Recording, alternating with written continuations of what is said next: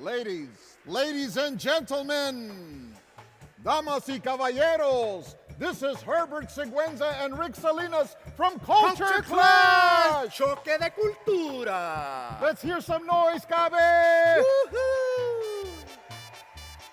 It's time for California Association for Bilingual Education 2019, aka CABE. Imagine, Inspire, ignite, multilingualism for all. Welcome to the Long Beach Convention Center. Bienvenidos a Playa Larga, aquí en Califas.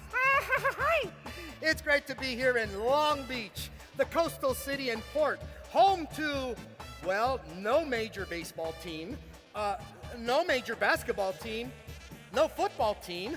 Oh, but they do have the Grand Prix IndyCar race, and a killer dodgeball team. We're so happy to see you all, teachers, educators, and faculty. Give yourselves an applause. A Come big on. applause. Yes, remember, you all do it with class.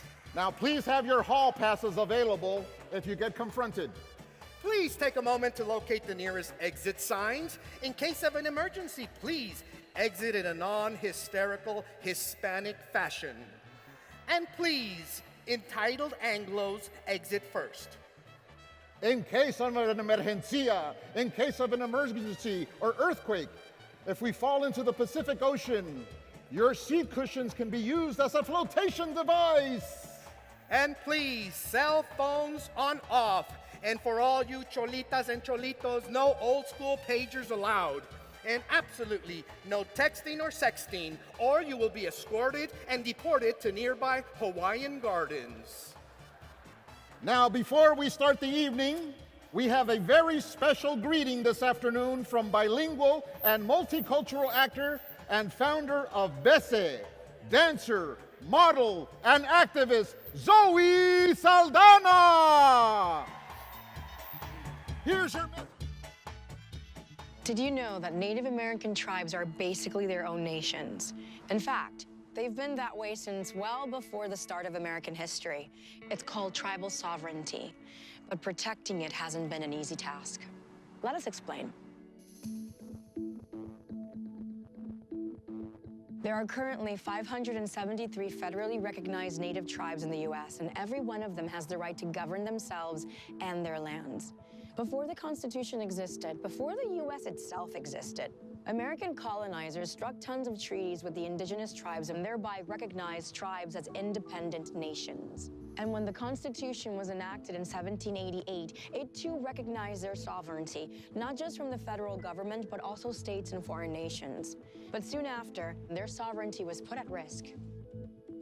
In the 1800s, a series of Supreme Court cases ruled that indigenous tribes were domestic dependent nations, meaning they had lost certain rights of a self-governing nation like raising an army because they were seen as inferior people in the eyes of the United States Supreme Court. But there were more challenges to come. First, the federal government tried relocating all tribal nations by exchanging their homelands with less valuable lands.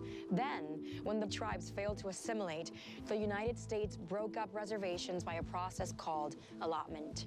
Allotment gave each tribal member a piece of land with the hopes that it would become economically productive. But instead, it resulted in the loss of millions of acres of tribal property. In the 1950s, Congress passed legislation that aimed to assimilate Native Americans into mainstream Western society. More than 100 tribes were terminated and had their recognition and sovereignty revoked. The result was a flurry of economic and social issues for the Native community, issues that persisted even after the policy ended.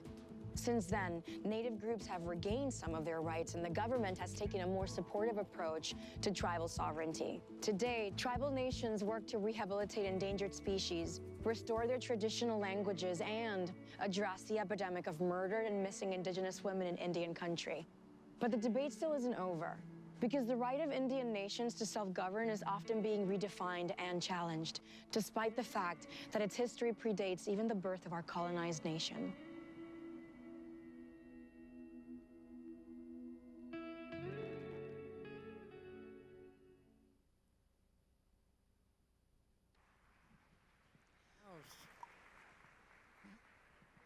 We are delighted to welcome to the CABE 2019 stage, Zoe Saldana.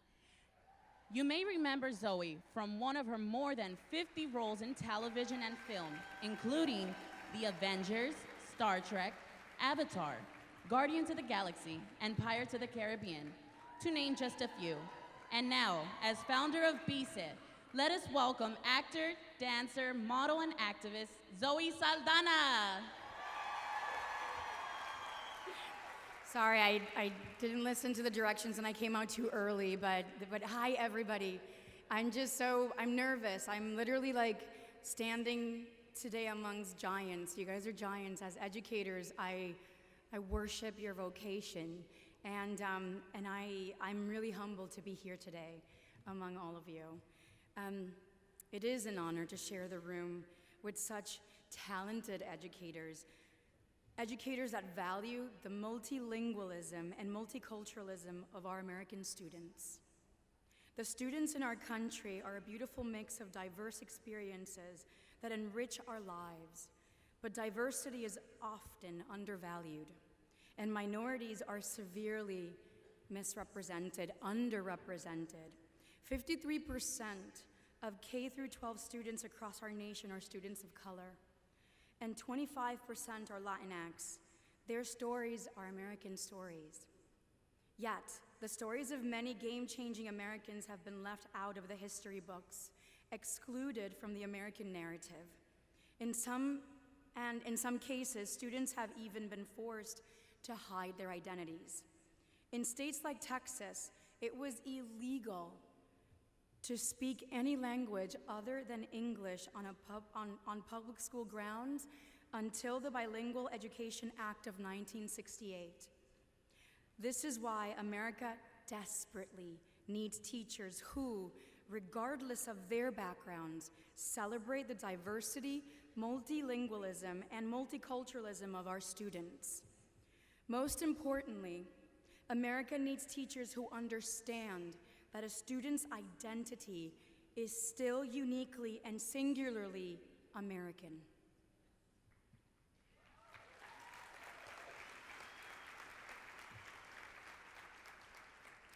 That is why CABE is so important. As educators that celebrate the backgrounds of your students, you're making a difference. Yeah, it takes a long time, because we're like the unsung heroes, educators, but we are making a difference. You guys are here today, congregating, networking, learning, educating each other because you care. And that, give yourselves a round of applause.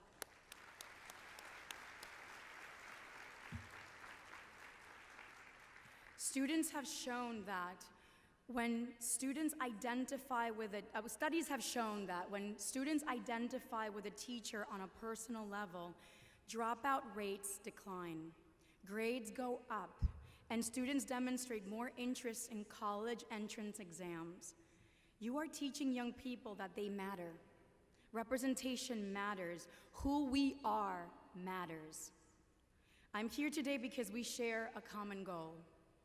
Our goal at BESE is to show millennials and Gen Zers that their diversity is an asset, and they shouldn't feel obligated to suppress their identities, because their stories are essential to the American story. That is why I created BESE. BESE is a new media platform that represents communities that have been left out of the mainstream discourse for far too long. Our mission is to broaden and reshape popular narratives by celebrating the untold stories of today's changing America. Like many of the wonderful people here today, the word BESE is bilingual. B means to be, duh, I'm an actor, I love Shakespeare. To exist, to live. Y sé, that is the verb to be in español, significa yo sé. So BESE, what BESE truly, truly stands for is you are to be thyself, to know thyself. At BESE, we are proud to tell the story. Yes.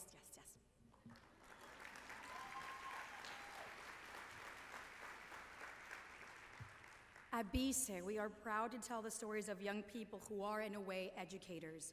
They are teaching us that gender does not have to be binary, and mental health is just as real and important as physical health.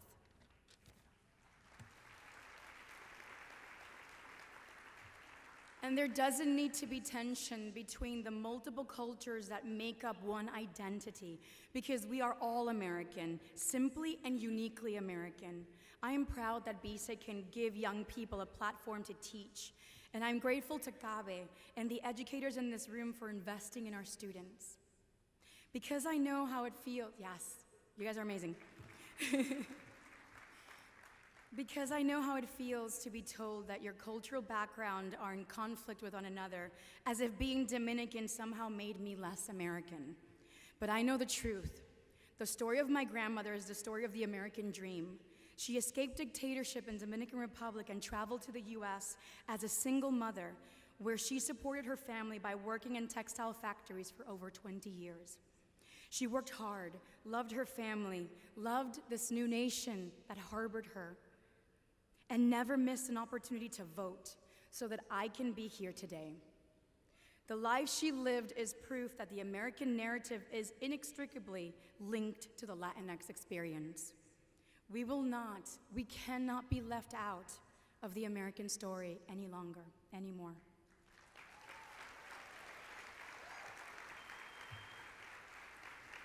That is why your job as an educator is sacred. It is your duty to pass on the stories of hidden figuras like, well, if you like what we have, by the way, of hidden figuras like Jovita Idar, Fred Korematsu, George Melendez-Wright, Mae Jemison, and Richard Oakes, Silvia Mendez, and Maria Montes. These individuals had groundbreaking lives that shaped our country. They were activists, scientists, students, lawyers, environmentalists, but their names are unknown too far, too many. As educators, you have an even more power to change the narrative so it can accurately represent the American experience today. Every day you get up in the morning and you teach people that our country is shaped by diverse individuals and communities, and for that, we thank you.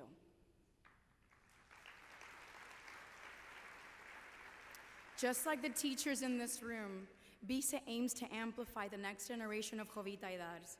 At every turn, we find powerhouses of human compassion with untold stories. And you know what's great about compassion? It's actionable. I love the theme of this conference: imagine, inspire, ignite, because it is a call to action. In order to ignite, we must put empathy and understanding into motion. We must use compassion to make the world better. The video also mentioned that it will likely take 100 years for our leaders in government to actually represent the people they lead. I'm not that patient. No, not for that. I don't want to wait 100 years, and I know you don't either. That is exactly why we need your help. You are teaching the next generation of leaders to celebrate the richness of their American identities. You are teaching students to become stewards of compassion. So please give yourselves another round of applause, because you guys are fabulous. And before I walk off, I want to tell you that I've made a career out of avoiding being boxed in. I never really had a concrete direction of what I wanted to do in my life. I felt like I was a samurai. I was just like dodging bullets, like left and right, every time I was gonna be boxed in into just something that was ethnic and lesser than and minority driven.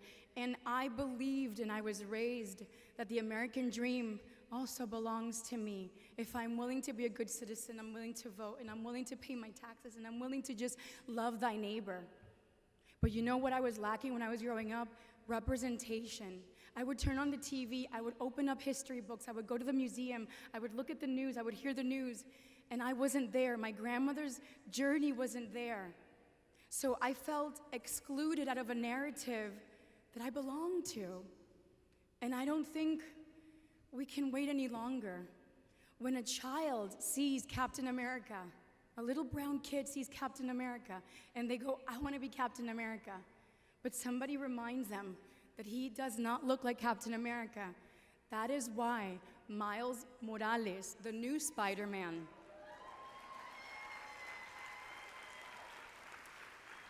raises a hero. another hero in America. Representation matters.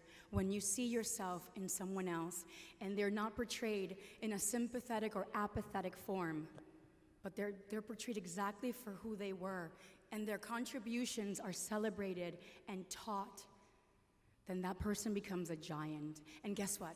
That giant looks like you. So if he did it or she did it in history, you can too. Working together to tell American stories with our faces is what's important. Thank you so much. Thank you so much, Zoe. Muchísimas gracias.